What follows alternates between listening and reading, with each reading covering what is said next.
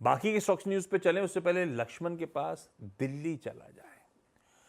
भाई एक नीति आयोग की रिपोर्ट आई है, electronics powering India's participation in global value chains, जिसमें इलेक्ट्रॉनिक मैन्युफैक्चरिंग को बढ़ावा कैसे दिया जाए, टूल कैसे दिया जाए कि ग्लोबल लैंडस्केप में हम कॉम्पिटिटिव इनफ बन सकें, उस पर खास तवज्जो दिया गया है। लक्ष्मण ने पढ़ ली है? कितने पन्ने की रिपोर्ट थी लक्ष्मण ये? नहीं, ये तो करीब मुझे लगता है कि 70 पन्ने से ज़्यादा की रिपोर्ट है ये। हाँ। और इस रिपोर्ट में पूरा इलेक्ट्रॉनिक कंपोनेंट मैन्युफैक्चरिंग में भारत कैसे पावर हाउस बने इसकी रणनीति बताई गई है। और एक लक्ष्य भी रखा गया है कि 2030 तक आपको $500 बिलियन का इलेक्ट्रॉनिक कंपोनेंट मैन्युफैक्चरिंग का टारगेट रखना चाहिए।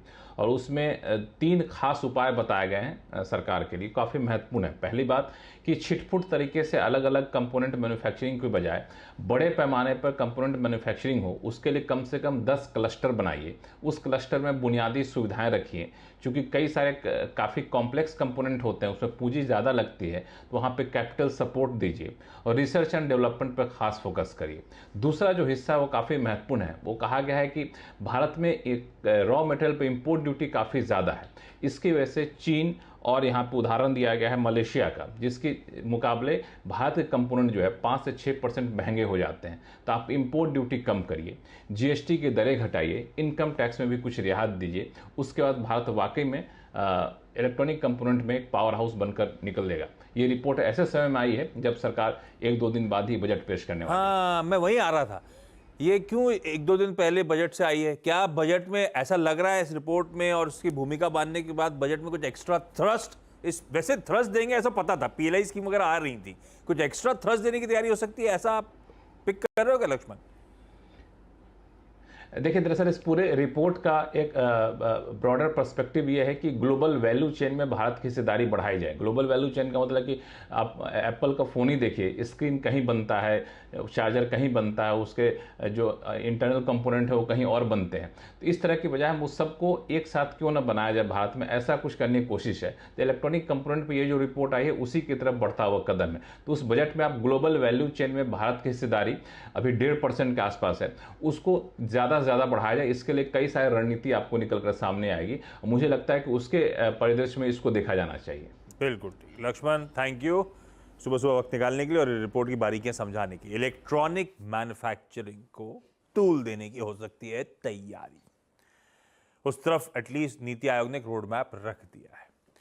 हर्षदा, बाकी के स्टॉक्स न्यूज हेवल्स रेडार पर रहेगा। आशीष, कल हम बाजार बंद होते होते नंबर्स पढ़ भी रहे थे, कॉन्फ्रेंस कॉल में हाइलाइट्स निकल कर आई हैं कि कूलिंग प्रोडक्ट का परफॉर्मेंस अच्छा रहा है क्योंकि अच्छा खासा समर देखने को मिला है। यहाँ पर कंपनी ने कहा है कि कुछ इम्पैक्ट Q1 में आया इलेक्शंस के चलते। हालांकि केबल में डबल डिजिट ग्रोथ देखने को मिली है। वायर रेवेन्यू पर इम्पैक्ट आया क्योंकि चैनल डीस्टॉकिंग और कमोडिटी प्राइसेस का इम्पैक्ट, और ठीक इसी की हम चर्चा कर भी रहे थे कि देखिए कॉपर की प्राइसेस, बाकी मेटल की प्राइसेस में इजाफा देखने को मिला था, तो वो ड्रैग कर सकता है बिजनेस को। लॉयड का कारोबार परफॉर्मेंस अच्छा रहा है, तो ये एक स्टॉक आज देखते हैं कैसे रिएक्ट करता है उस कॉन कॉल की हाईलाइट के बाद। कल तो नर्म ही था नंबर्स के बाद। टाटा कंज्यूमर रेडार पर रखेंगे। राइट्स इशू पर विचार करेगी कंपनी जब जुलाई 23 को बोर्ड बैठक के लिए मिलेंगे। 3000 करोड़ के राइट्स की तैयारी हो रही है। वोडाफोन आइडिया पहला ट्रांच इक्विटी शेयर्स का नोकिया सॉल्यूशंस और एरिक्सन इंडिया को 616 करोड़ का हैंड आउट करता हुआ दिखाई देगा, अलॉट करेगा रादर। डॉक्टर रेड्डीज ने एक non exclusive patent licensing agreement Takeda के साथ साइन की है। वो लार्जली एक अल्सर की दवा की ट्रीटमेंट वाली ड्रग को मार्केट करेंगे। जाइडस लाइफ, यूएस एफडीए ने कंपनी की जो इंजेक्टेबल्स मैन्युफैक्चरिंग फैसिलिटी है उसको ऑफिशियल एक्शन इनिशिएटेड का क्लासिफिकेशन दे दिया है, तो वो स्टॉक आप रेडार पर रखेंगे। डिक्सन टेक को सीसीआई की तरफ से अप्रूवल मिल गया है और 56% स्टेक जो स्मारतू में खरीदने वाले थे, और जीपीटी इंफ्रा प्रोजेक्ट्स 103 करोड़ का ऑर्डर इनके हाथ लगा है एनएचएआई की तरफ से। चलिए बजट